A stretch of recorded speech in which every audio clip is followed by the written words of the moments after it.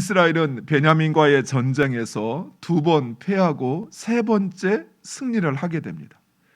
그런데 이 승리를 할 때 이스라엘은 마치 가나안 족속을 진멸하듯이 베냐민에 속한 그 성읍들 그리고 여인들을 모두 멸절시켜 버렸습니다.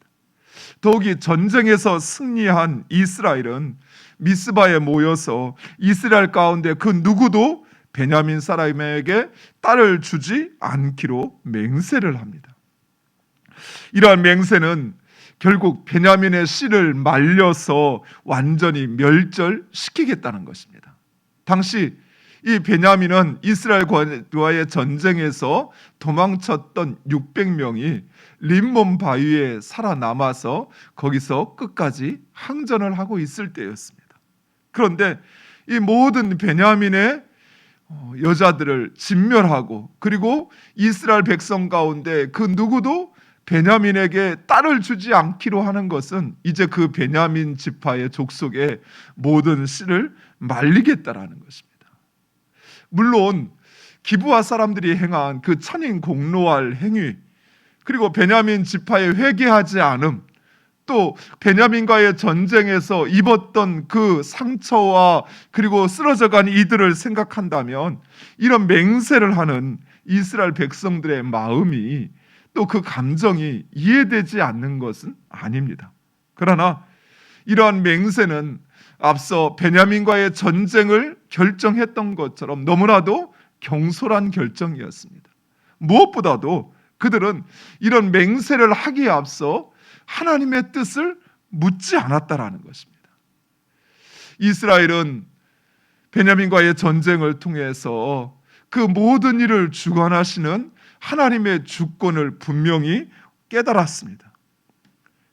그럼에도 그들은 또다시 하나님의 뜻보다는 자신들의 생각과 감정을 우선하고 있는 것입니다. 하지만 이내 곧 그들은 그들의 맹세를 후회하게 됩니다. 사랑하는 성도 여러분, 우리 인생의 불행은 바로 여기에서부터 시작됩니다. 즉 하나님의 뜻과 생각보다 내 생각과 내 뜻을 앞세울 때 우리의 불행은 시작된다는 거예요. 하나님의 마음보다 내 감정을 앞세우고 하나님의 말씀보다 내 지식과 내 경험을 앞세울 때 우리는 오히려 더 큰 문제에 봉착할 수밖에 없다라는 것입니다.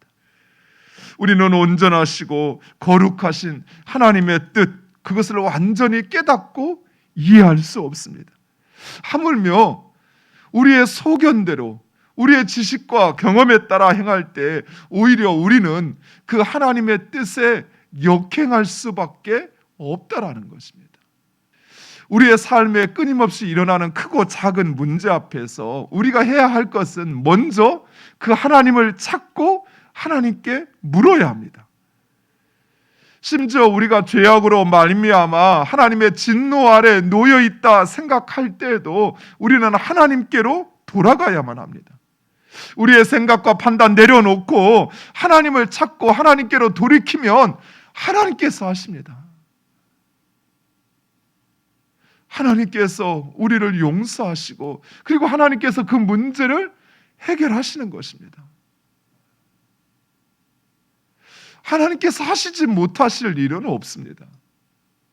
하나님께서 역전시키지 못할 그런 문제나 그런 인생은 없다라는 것입니다.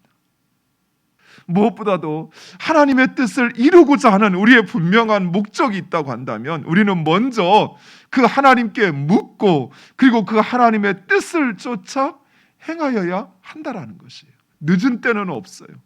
돌이키지 못할 때는 없어요. 여기까지 왔는데 이제 어쩔 수 없어. 그냥 묻고 가. 그렇지 않아요.